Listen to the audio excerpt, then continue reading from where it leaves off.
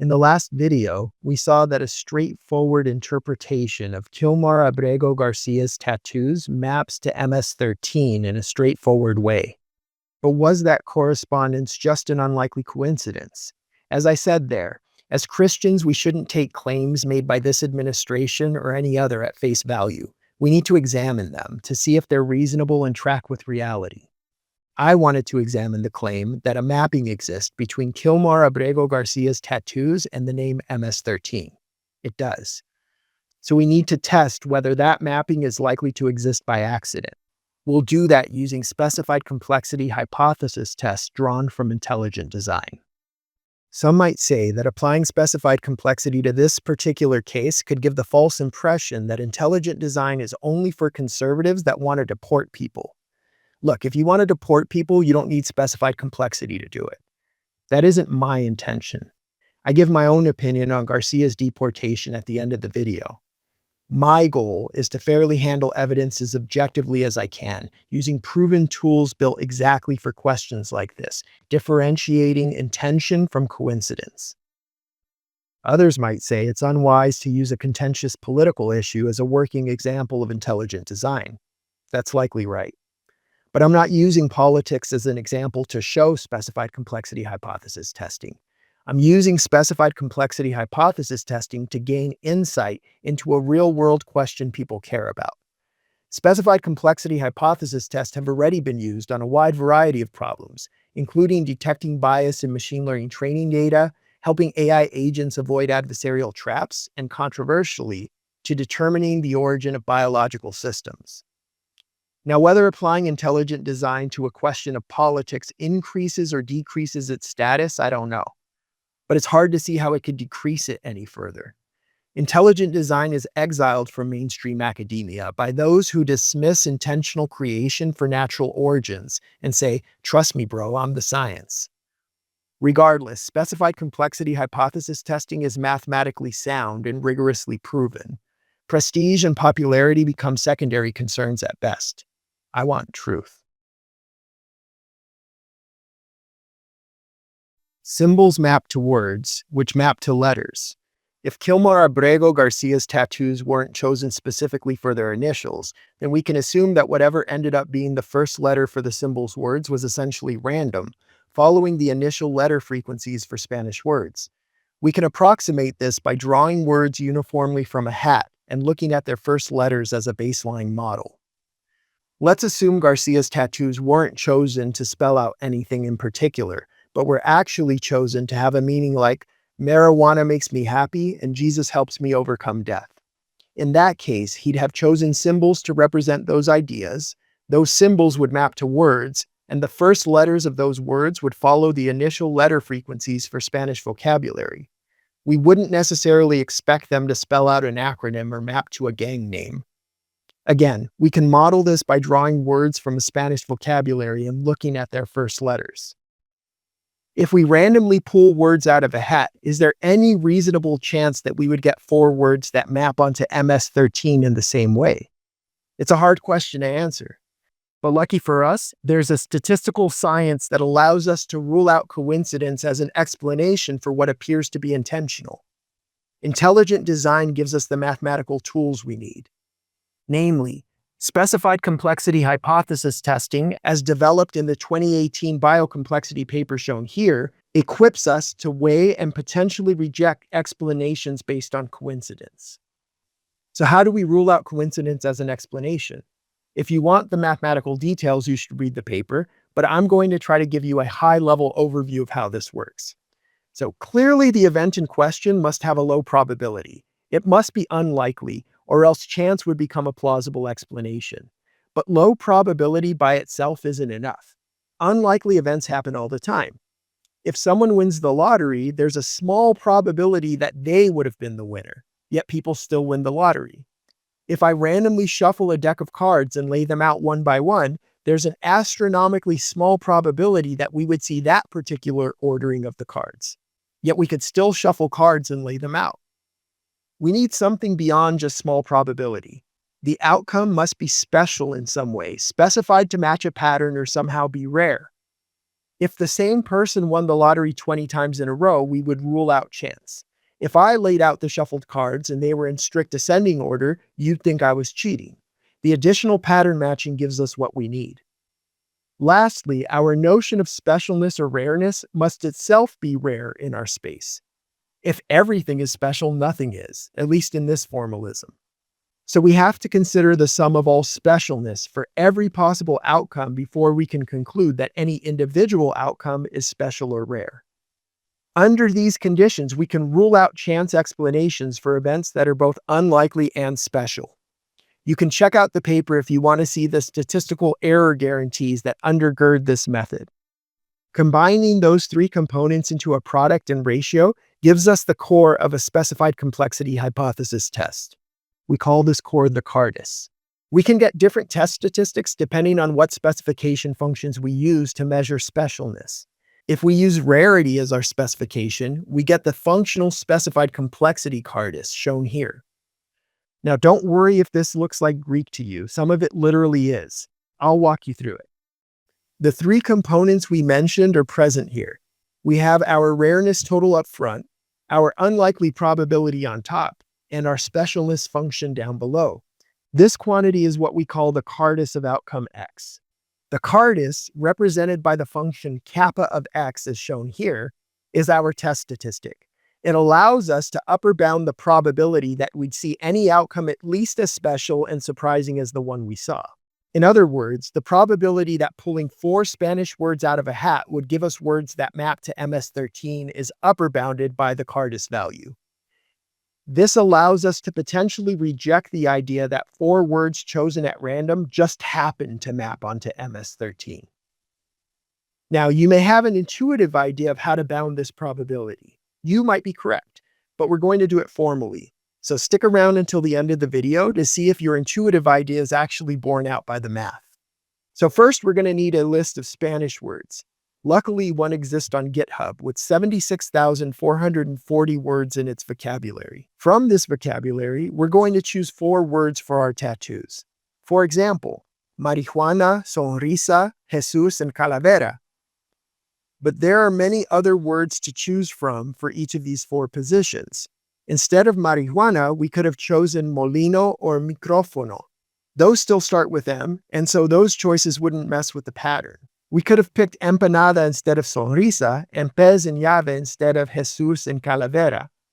Or we could have picked siesta, jurado, or calaca instead.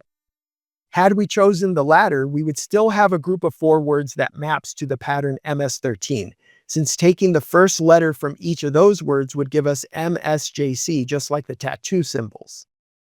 However, if we chose empanada, pez, and llave, we would get a sequence of 4 words that don't map to MS-13.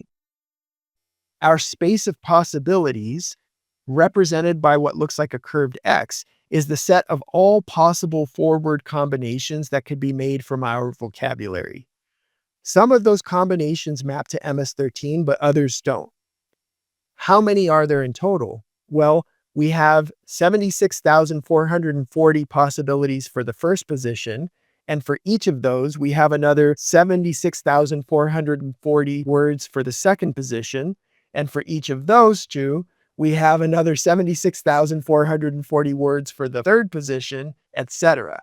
So in other words, we have 76,440 to the 4th power total possible combinations to choose from. Our question is how many of those combinations map onto MS-13 using their first letters? Are they especially rare? We can quantify this rareness by asking what proportion of possible word combinations match the MS-13 pattern. The proportion we want is the number of matching 4-word combinations over the number of possible 4-word combinations. The number of matching combinations is the number of words that begin with the letter M times the number of words that begin with S times the number of words that begin with either J or A multiplied by the number that begin with C. Why do we consider both J and A? If a word begins with A, that would map to the number 1, so we'd still end up getting 13. So we have to consider both possibilities. Down below, the number of possible combinations is 76,440 to the fourth power, as we saw before. We plug in the values from our Spanish word list for the number of M words, S words, J or A words, C words, and we get an upper bound of 6.26 times 10 to the negative 5 for our specialness. Now we plug this into our Kardis using our color coding for our three different components. As a reminder, the violet color is for the rarity, the light blue is for the unlikeliness, and the green is for the specialness. We see that we get some nice cancellations that make it easier to compute, and we plug in the specialness we computed to get a Kardis value of less than 0.00288. Which means that with greater than 99.7% probability, someone didn't choose 4 random words that just happened to map to MS13 accidentally. Rather than use the well-established functional specified complexity Kardis, we can develop our own simplified Kardis that gives us an even tighter bound. We define a simple function to measure specialness, which we call nu of x. It takes the value of 1 whenever we choose 4 words that start with the letters M, S, J, and C, and 0 otherwise. Therefore, it is 1 when the sequence maps to MS13 and is 0 in all other cases. Given a new specification function to measure specialness, we have to check how rare specialness is in our space of possible outcomes. So we take the sum of our specialness function nu of x over all possible outcomes. We see that it only takes the value of 1 when the 4-word combination matches the MS13 pattern. Therefore, the rareness is equal to the number of matching 4-word combinations. We now have the pieces we need to form our new alternative Kardis. Plugging in our values, we end up with the ratio of the number of matching 4-word combinations over the number of possible 4-word combinations. This makes the Kardis equal to what we computed previously, namely the specialness under functional specified complexity, which was just the proportion of pattern matching combinations.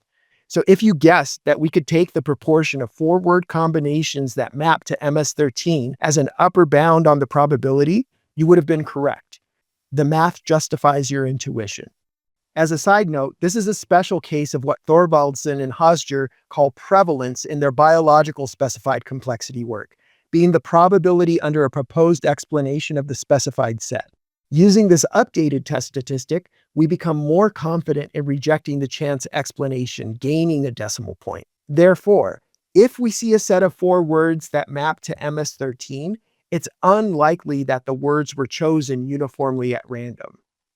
Now, you might object and say, oh, but we've only considered one possible way of mapping words onto MS13. If we considered more ways, then finding a set of 4 words that mapped onto the pattern would be less special and less rare. And you'd be correct. But it wouldn't fundamentally change things. Even if we considered 100 other potential ways to map words onto MS13, and they all had roughly the same probability as we see here, we'd still end up with a probability upper bound of less than 0.01. This means that it would still be more than 99% probable that a set of words mapping onto MS13 in any of those ways was not chosen blindly at random.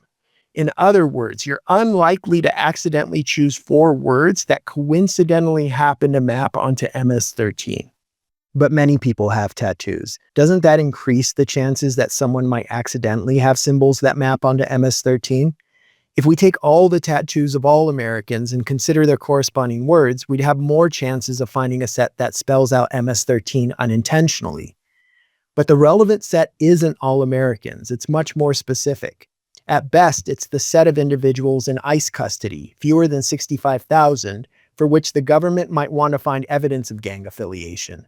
Of those, it's the even smaller set that have ambiguous tattoos, for whom there exists independent informant testimony of gang affiliation, as is the case with Kilmar Abrego Garcia.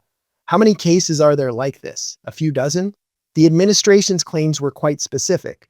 They gave a single interpretation for one individual's tattoos, claiming the symbol spelled out the name of a specific gang, for which he had been investigated previously. The same gang that were said to be rivals of those he fled from in coming to the US. This wasn't a broad claim, it was specific. The probabilistic resources are just too scarce to realistically change the situation. So therefore, the number of chances to see the pattern was exactly 1. This has always been about Kilmar Abrego Garcia and his tattoos, not anyone else's. Finding MS-13 tattooed on anyone else still wouldn't resolve the question on whether the man sent to El Salvador by accident had MS-13 tattooed on his fingers. This application of specified complexity hypothesis testing has its limitations. First, we used a list of Spanish words for our calculations, but many words might not be representable by images, and many images could potentially represent the same word. Doing our calculations with a Spanish clip art database that is organized alphabetically would be much better. I tried to find one online without luck.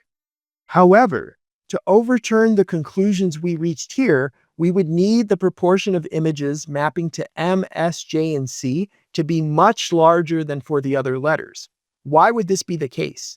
We don't have any obvious reason to think that moving to a clip art database would change the outcome.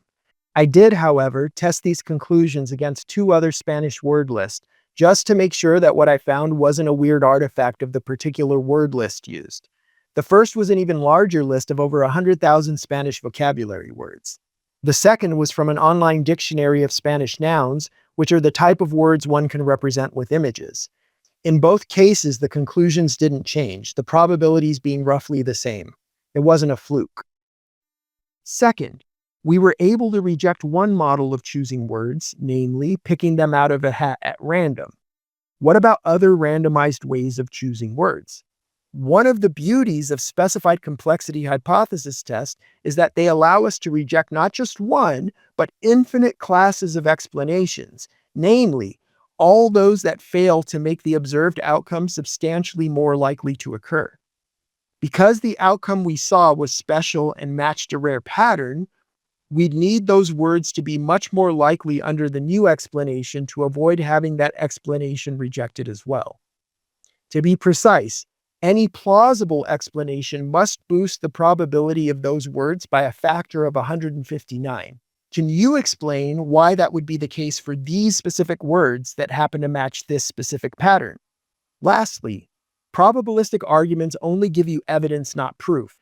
I don't know if Kilmar Abrego Garcia's tattoos are intended to represent MS-13. I only have probabilistic arguments that they're unlikely to do so accidentally. I don't know, but God knows. There are 2 things that are clear. 1, there exists a straightforward mapping from those symbols to MS-13. Second, this mapping isn't likely to happen by accident if you just draw words uniformly at random. Now, whether his tattoos are gang-related or not, I'm glad that Kilmar Abrego Garcia is back with his children. I don't want to see a dad away from his kids. I hope he ends up somewhere he can live at peace legally, and if he's committed crimes, I hope he finds redemption. My Redeemer died for all and can save all. If you've enjoyed this video, check out how the existence of symbols in human communication challenges the atheist materialist worldview. God bless.